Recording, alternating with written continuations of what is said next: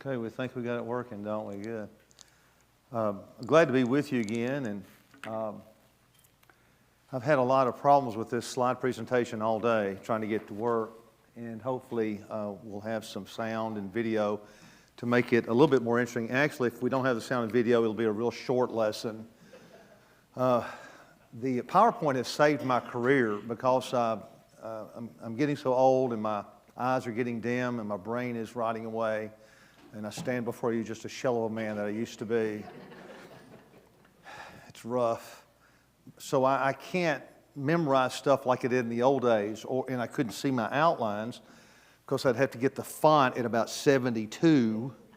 So the PowerPoints save me. I usually have it up here in front of me so I can see the next slide.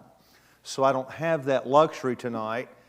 I didn't have a chance to run off the slides because of all the technical problems I've had all day long.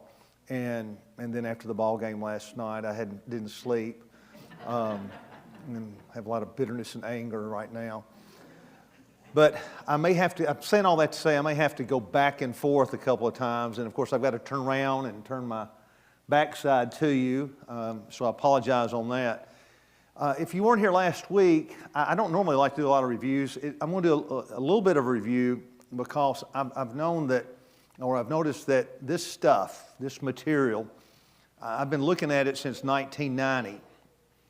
And I learn something all the time when I restudy it or when I call the people that have been over there and gone over there a lot. And I was privileged to go over there last Christmas. And it's just, I don't think repeating and reviewing hurts us. As a basketball coach, you know, I would tell my players, I'm not going to try to make practice fun. We're going to do the same things over and over and over again because I'd rather the games be fun than practice. And so I don't apologize for review or being a little repetitive here. But anyway, the story takes place in Egypt, and we did not go into last week the Passover, which became the Lord's Supper. And that Passover was that meal that commemorated getting out of Dodge. And so it was done for, let's see, 1500 BC, for 1500 years up until Christ, and then he turns it into the Lord's Supper, and we continue that. And so we want to make sure that on the day of judgment, the Lord passes over our sins. And so that's what the whole story is about, making sure that you're sealed by the true Lamb of God and you're saved and everything's okay at the end, because it's winding down. Now, Gerald and Pam and I've known them. Well, I think Gerald was a prison guard and met her when she was incarcerated. I think that's how they met. And it's a beautiful story, really. But I've known them since our Radnor. I mean, we've literally grown up together since we were little babies. And we grew up hearing, as some of you had the sermons, and sometimes they were overdone, as we call it, the hellfire and brimstone sermons. But, you know, those sermons, though maybe overdone a little bit sometimes, they got me thinking about eternity at a real young age. And not a lot of 10, 11, 12-year-olds think about eternity. But I did. Being taken to church all the time and every gospel meeting, and we would have remember the 5-night gospel meetings where we have a meal after or before every service, and I'm so looking forward again to the meal we're having tonight. I can almost smell them. We're not this time either. That's okay. That's fine if you have a guest. It's all right. Gerald took me out last week, and I paid for my own, but still, it meant a lot. No, he paid for it grudgingly, but those sermons made me think about eternity, because it is coming down. And for my whole life, I would hear those preachers say, you don't know when you're going to die. You don't know what's going to come. And most of those preachers that I heard, they have gone on to the other side. They're gone. They're on that other side. And my wife is on that other side. I lost her 4 years ago to ALS. And I occasionally just think, what is she doing right now? What did she do this morning? Of course, I don't guess they have morning up there. I don't know.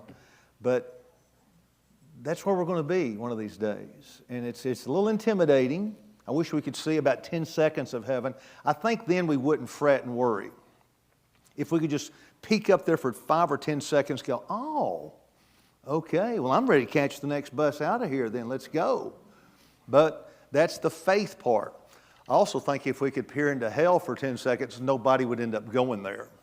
You would make sure you didn't go there. But this story is about redemption, and it takes place in Egypt, and it's a marvelous place to visit. As you can see, it's just nestled right in the middle of the desert. And as we mentioned last week, the trip we went on, we were over here. We were in Saudi Arabia and Mount Sinai. We also went here also, and we went up to Egypt. But the traditional site of Mount Sinai is right there. Almost everybody and their brother and their dog thinks it's there. And we believe it's over here. It's on this side. And this is Arabia. And then there's a little verse in Galatians where Paul said it's in Arabia. So that might be where it's at, since that's where it says. This is the Sinai side, the Egyptian side. And so I believe it's over here. Can't prove that. I'm going to show you evidence of that. And in archaeology and geography, as we mentioned last week, it doesn't prove the Bible or that these trips or these stories are true. It gives confirmation.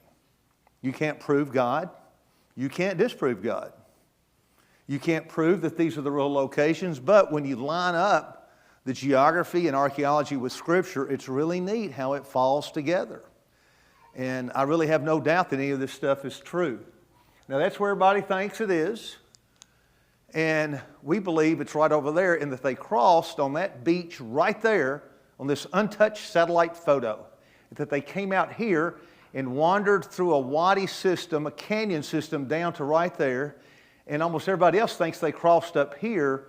But if that's the case, it's almost like they just barely got out, and then there they were. And it just doesn't read that way. It just doesn't seem to fit, and I don't see the geography to place it right here.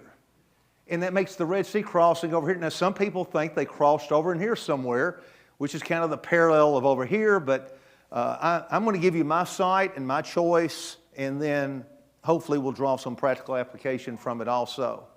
So that's the route we think that they took.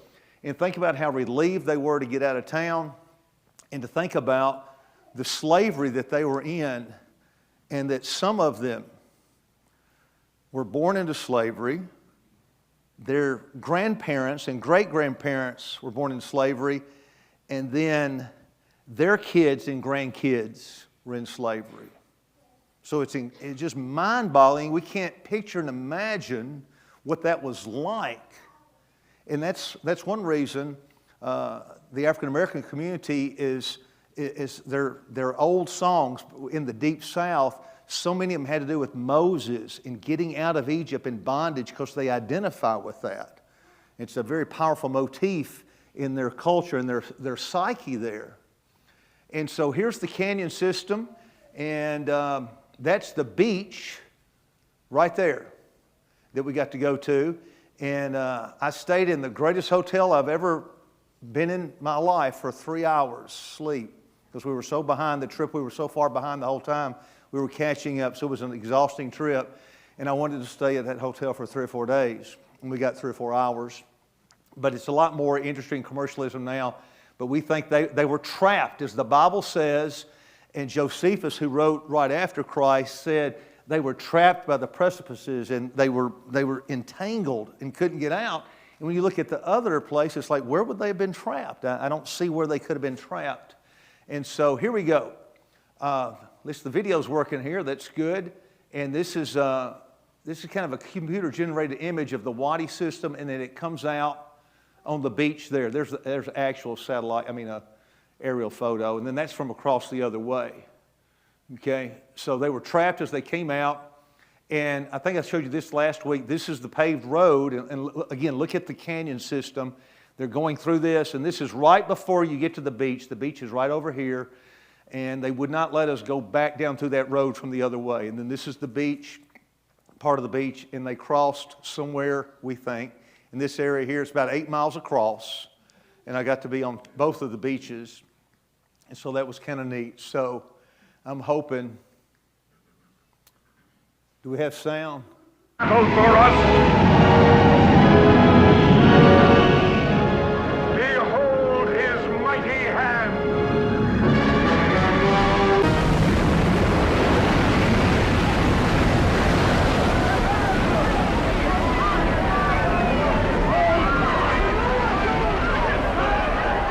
Of that, and a lot of special effects. That may not look like much now, but in 1956, I was in my mother's womb at that time, and so I don't remember the premiere, but it won some Academy Award stuff. That I still think it's the best one out of all the movies that they've done since, and the cartoon. I still think that's the best one.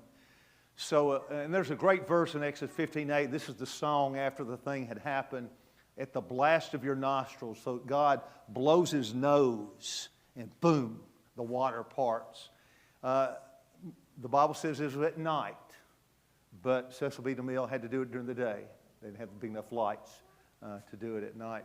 Now, the crossing route here, if this is the right spot, this is 8 or 9 miles across, and the underwater photography that they've taken of the area underneath the water shows almost a clear type road, and we believe that as they crossed, and let me kind of explain this. This is a cross section, okay? When you get outside this mile wide road, basically an underwater road, it drops off to like 5,000 feet.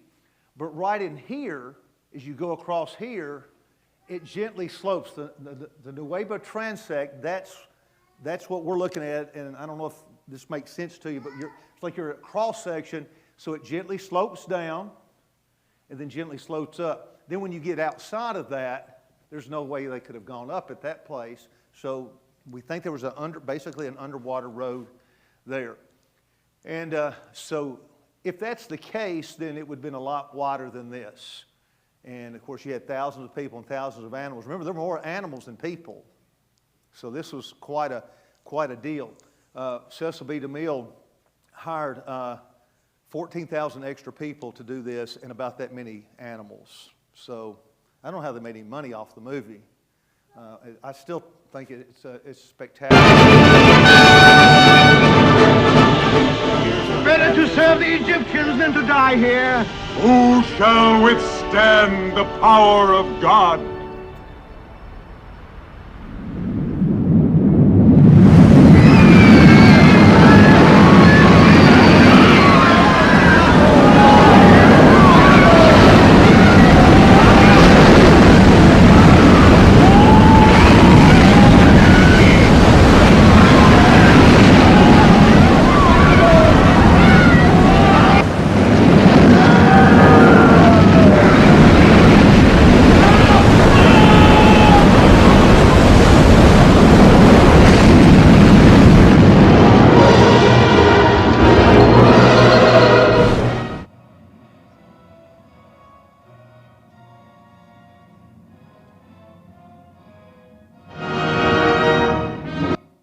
Song of Moses, Genesis 15, I think he went in too.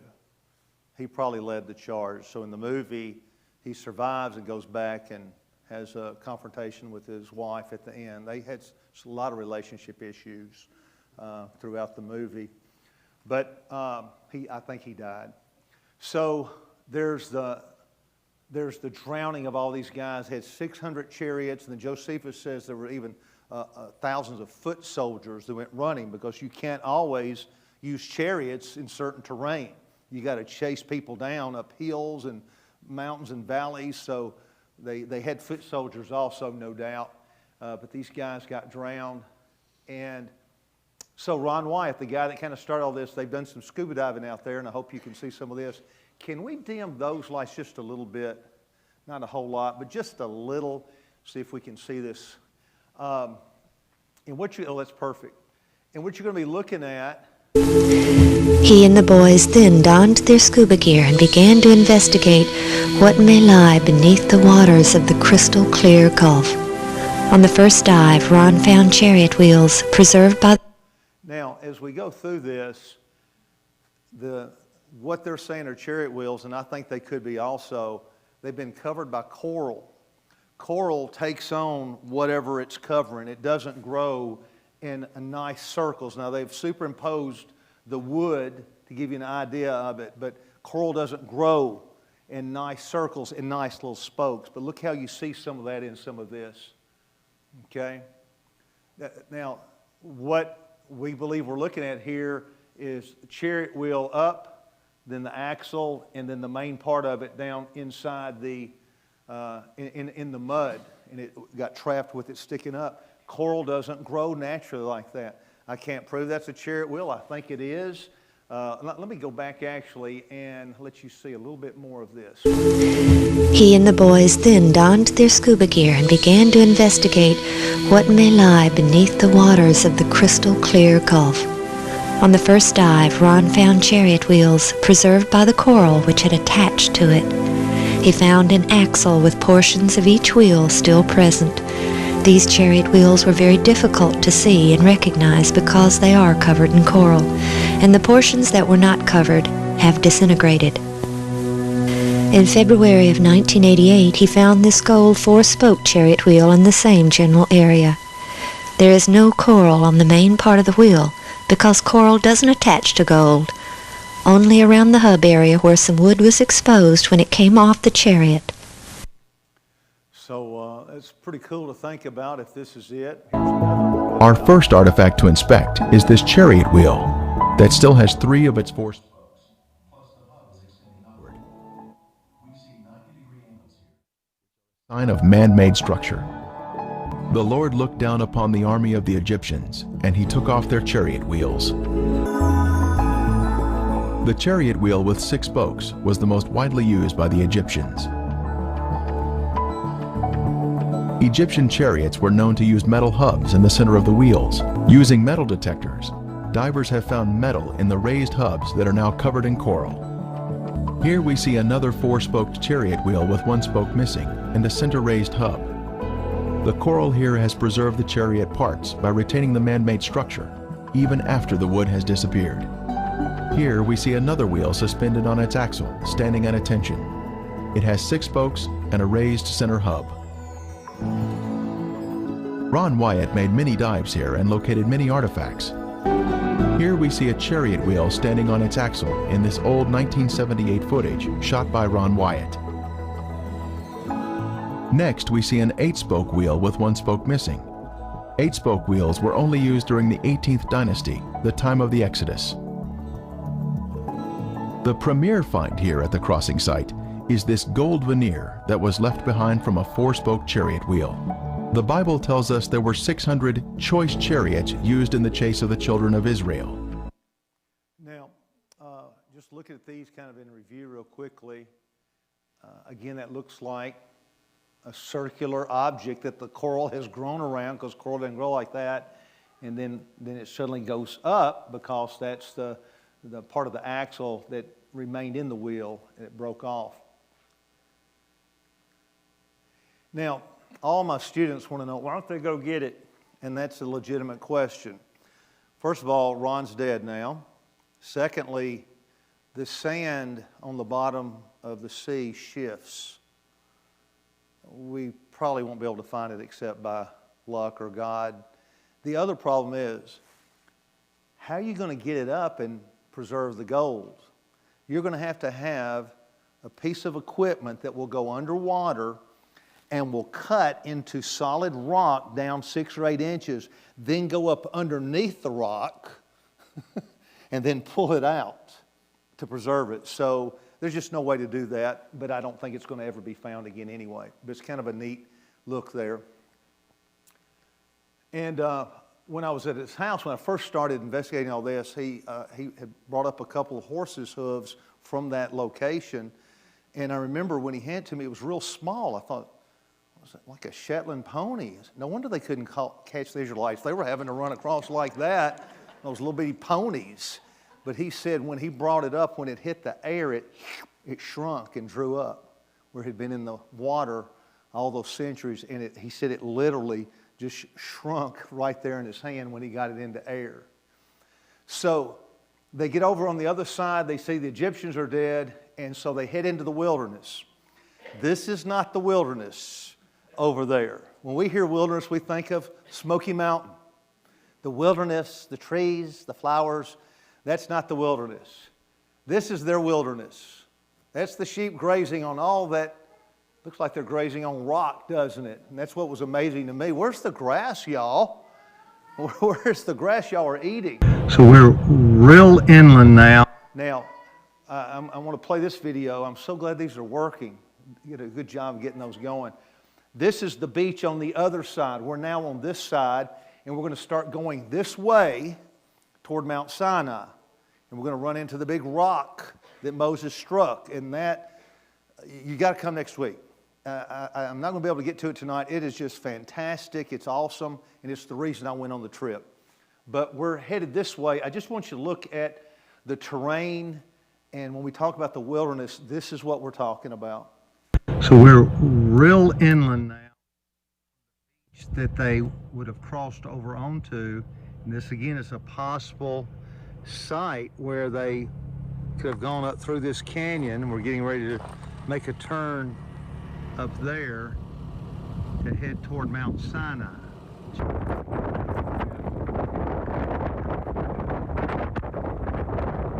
Look, here's some bread. Right there. They're social distancing. Okay, a couple miles off the beach. Continue to head up a possible route they took when they crossed as they headed toward Mount Sinai. So that's the wilderness. Now, you see these trees sparsed all around. Does anybody, now this is, you're a scholar if you can give me this answer. What type of wood did they make the articles for the tabernacle from? What kind of tree? Does anybody remember? And you'll get $25 if you get time. I'm sorry, you did say acacia, but I think I had just said the buzzer for you. But it's acacia. It's acacia wood. These are acacia trees. So when you read that in the Bible, now you know what they are. And it was scarce. And it's a gnarled tree. A very hard, durable tree there. And there's not a whole lot of them. So they probably took a lot of these as they went along their trip. A route that they could have taken. Usually it's been taken. I don't know why I'm moving that so fast. That's where we're headed. Toward Mount Sinai. Now this is the tree. This is a close-up of it. And look at those big thorns. And the camels just eat those like it's chewing gum. Their big, thick lips are not bothered by that. They just enjoy chewing on them. And that's the way they are.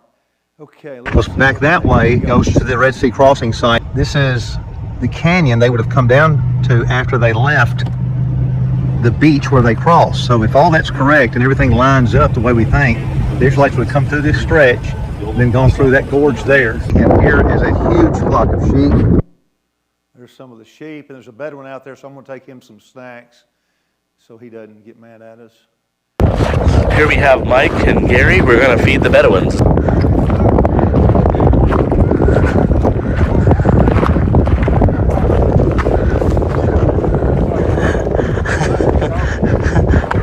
Hello. Can I get a picture?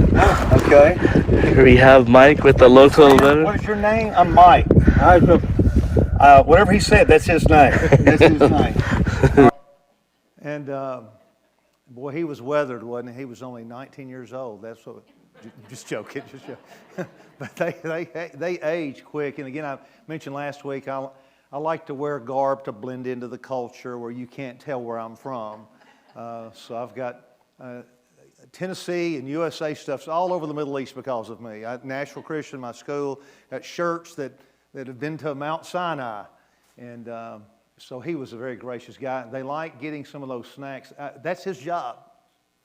I show that my students go, and you're bored with school. It's just boring getting up and coming to be with your friends all day. That's just so boring.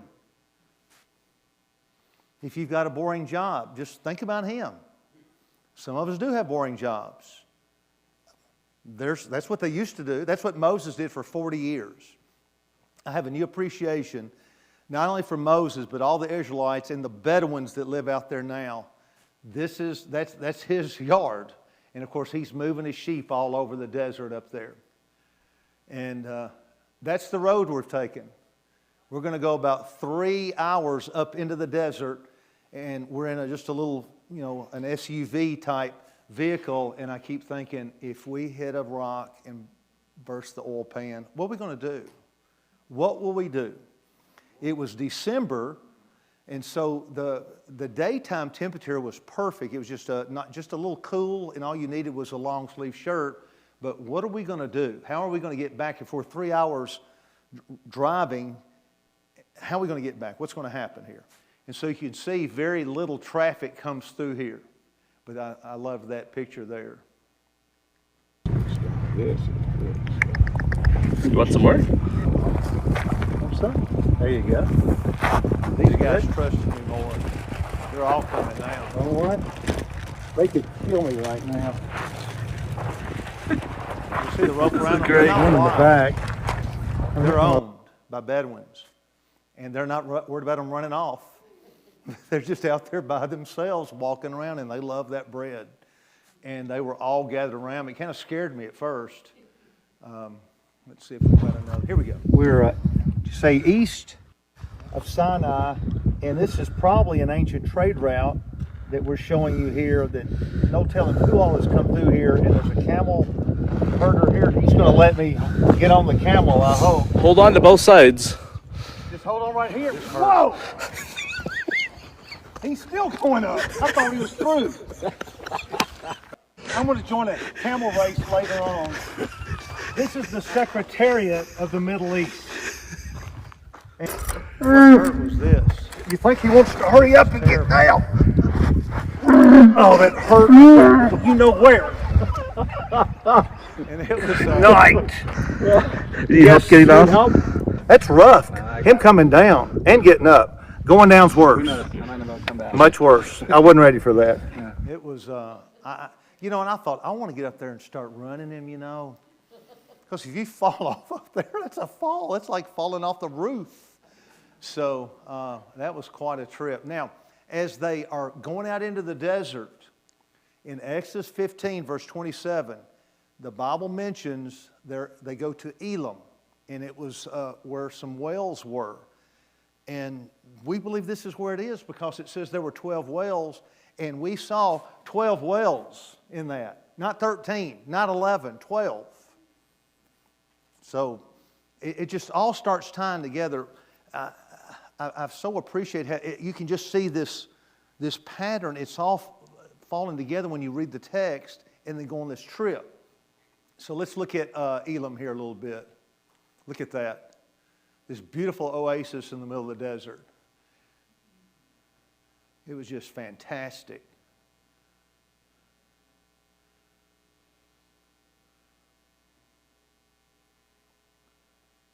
Again, this is on the route where we're headed toward Mount Sinai. And The book of Exodus says there were 12 wells, and there are 12 in this area. Now, of course, this concrete is recent, and it goes pretty deep. So that was so weird to see that in the middle of nowhere. And again, it's like there's one big long road, dirt, but there's just one big pathway leading from that beach all the way as we wind through this. So then they get out there and they start griping and complaining. They arrived at Marah, but couldn't drink the water because it was bitter, and so it was called bitterness. And they grumbled against Moses and asked, "What are we to drink?" Now, I don't jump on them anymore. I now see why. They grumbled. They're in the middle of the desert with no water. What are we going to do? If the skies above you are gray. No, we're going to grumble just like them, if not worse.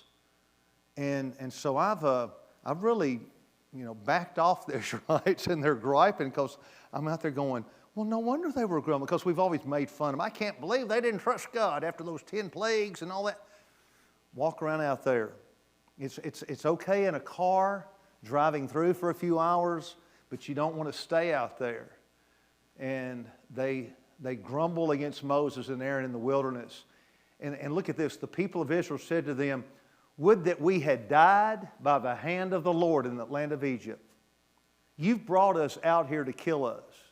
Just think after you got married, if your spouse said to you, you married me just to drive me crazy, didn't you? That's why you did that. You married me to drive me nuts. Paul, you should not be looking over at her as I say that. So then they got the manna. The white appearance tastes like wafers and honey. And the word manna, manu, is literally a sentence that's, what is it? So they were going, what is it? Manu. And Moses went, yeah. That's what it was. That's what it was. And again, this was only done daily. They didn't get to store up in freezers like we get to. And, of course, that was delicious, I'm sure, back then. Quail, that's what the quail looked like. And those guys came through, had heart attacks, and fell all over the yard. So that was pretty convenient for them. Now, I thought I had, supposed to have one more slide on there that says, do all things without grumbling. Let me see if it's up there. Maybe it's not. I don't guess it is. I really was hoping it was there. When my wife was going downhill really badly, and if you don't know anything about ALS, it paralyzes the body, and usually a lot of the victims end up suffocating. They strangle on their own saliva, and just watching this over the months was just very difficult. And I told Lisa that there's 3 verses that I can't follow.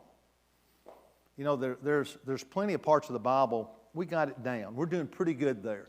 I don't see a lot of probably murderers, former murderers, inmates, prisoners, not a lot of that. Most of you probably haven't been robbing convenience stores. We got that down. Thou shalt not join a gang. All right, got that one down. Don't burn down your neighbor's house. Okay, got that one down. But what about do all things without grumbling? And I've learned to be content in every situation I'm in. And in James, count it joy when you encounter various trials. And I said, Lisa, I can't follow those right now. And I couldn't. I can't follow those 3 verses. And at this time, she had lost her voice. So she had her phone had a voice app on it. She would text it in and then hit the button, and it would play what she wanted to say. And I said, I can't follow those 3 verses. And she typed in, I got news for you. There's a whole lot more than that you can't follow either. So she was always, gigging me. Thought you were a wonderful Christian person. But do all things without grumbling. For some of us this Thursday, our biggest concern will be, will I have room to put my pecan pie in my belly? That's going to be our big deal. And we'll be so stuffed about 1 p.m. going, I'm not eating for 2 days. Then about 5:30, what we got in here? Let's see what we got in here. And I don't know what had to happen to my pictures. I had some of some children, in these third world countries. And I've been to Honduras and Russia and seen people in true poverty. The people in the inner city that live in what we used to call the projects, that is high living compared to Honduras. That's high living. In fact, if we pulled the wall there, and you got the sink back there, carpet, electricity, and water, that would be a luxury apartment better than anything in certain villages. And so it's real important that we try to not be gripers and grumblers, because God gets ticked at the idolaters and the murderers and the adulterers. He also gets ticked at us not being content. Where did Paul write that when he said, I've learned to be content? He was in a jail. And it's hard to do that. And I have a tough time with contentness. I also have a tough time with jealousy. And my jealousy is Anytime at church they announce somebody's wedding anniversary, if it's over 36 years, I get jealous because that's what we have. And I hate that. I hate feeling that way because I immediately, like, who's been married the longest in here? Anybody at 60 years? Anybody at 60? All right. So when they say 60 years, I immediately start doing math. And I went to Antioch, so it takes me a while and I have to get a calculator out. But I immediately start adding up what I didn't get. And then I have to remember, well, what about the people that didn't get 36 years? Because there's plenty of people that didn't get that. And so I have to be grateful, and it's a struggle. I've got down some of the big sins, you know. I'm not doing any bank robbing and perjury in court, but I do struggle with contentness. I struggle with jealousy, and I don't want to. There's this wonderful couple at our church, and they said they've been married 70 years, and I want to rejoice with them, and I just start doing math. Or when they announced that Brother so-and-so's celebrating his 90th birthday. 90. And Lisa made it to 53. But what about the people that don't make it to 53? Those 3 kids in Virginia. Would I rather have something like that happen to my kid or go through what I've been through? I'd have to choose this. So I know playing the comparison game doesn't always work. It's not always healthy. I have to do it to keep my sanity. I'm not saying you need to do it, but I really have to do that. So anyway, I've kind of backed off these guys a little bit. So next week, we're going to keep going through the wilderness and where it talks about the rock at Horeb, where the water came out. I don't know what you've pictured. Maybe picture a boulder about this size. It comes up like a little water fountain. Everybody's in line. Okay, come on. Don't think that would have made it for 1 million people and more animals than people. They had to have a river every day out of that rock. And when you see this rock and the plateau that's below it, you might go, this has got to be it. And this rock that you're going to see is the reason I went on this trip. It was the thing that convinced me. All the other stuff was, yeah, it's pretty good. And then after the rock, the last week, we're going to go to Mount Sinai and take you to the one I think that it's the one. So the next 2 weeks, I hope, will be pretty cool. So I'll turn it back over to you guys. Are we going to having a song right now? Okay. Thank you all for listening. And Gerald, looking forward to dinner again tonight.